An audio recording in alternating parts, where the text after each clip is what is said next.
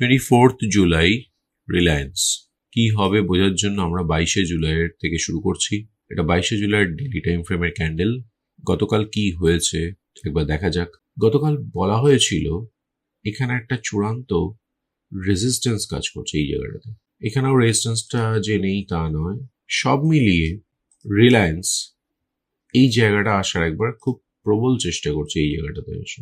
যদি এই জায়গাটাতে আসতে চায় তাহলে এর ভ্যালুটা কত একবার দেখে নিই, 1393। যদি এখানটা নাও বা আসে তাতেও কিছু যায় আসে না। কেন? বিকজ এই জায়গাটা ইটসেলফ ইম্পর্টেন্ট।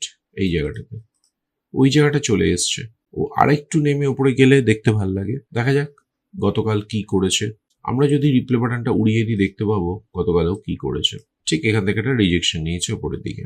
এবং এই পুরো গল্পটাতে ডেইলি টাইম ফ্রেমে আমরা কি দেখতে পাচ্ছি একটু অবজার্ভ করে দেখি। এই রিলায়েন্স এরকম একটা স্ট্রাকচার নিয়েছে, তো ওর উচিত স্ট্রাকচারটা এরকম ভাবে গিয়ে ওপরের দিকে যাওয়া, কারণ স্ট্রাকচার সেটাই বলছে। তাই যদি হয় তাহলে কিন্তু রিলায়েন্স ওপর দিকে যাবে। বাট একটা জিনিস মাথায় রাখতে হবে, 31 জুলাই এই ডেটটা একটু মনে রাখবে তোমরা।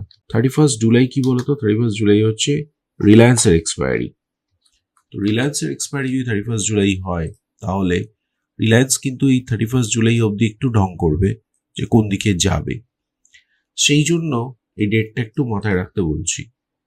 আদারওয়াইজ তো এর মুভমেন্ট সোজা উপরের দিকে মনেই হচ্ছে। কারণ একটাই, কারণ রিলায়েন্স বহুদিন নিচের দিকে পড়েছে আর এখানে চূড়ান্ত সাপোর্ট দিচ্ছে, এটাই হচ্ছে কারণ।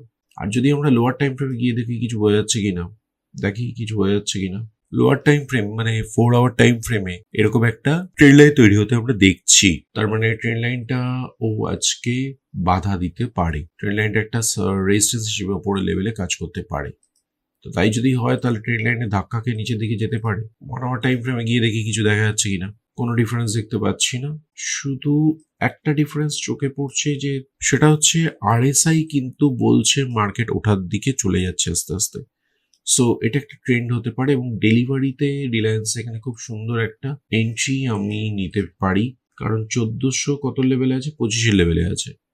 যদি এখান থেকে ওপরে উঠতে আরম্ভ করে তাহলে মনে হয় না সে এইখানটা না উঠে থামবে। তাহলে কত পয়েন্ট হলো এখান থেকে? এতটা 1425 থেকে প্রায় 1544 এই অবধি না উঠে সে থামবে বলে মনে হয় না। সেই জন্যই এর নিচে একটু নামাটা খুব দরকার। তো এই হচ্ছে আজকে রিলায়েন্সের অ্যানালাইসিস। দেখা যাক কি হয়। পাখির চোখ থাকবে, আজকের আবার নিফটির এক্সপায়ারি আছে, তো পাখির চোখ থাকবে সবকিছুর ওপরে। দেখা হবে নেক্সট ভিডিওতে। আসি আবার। ভিডিওটা ভালো লাগলে লাইক শেয়ার সাবস্ক্রাইব করে দিও।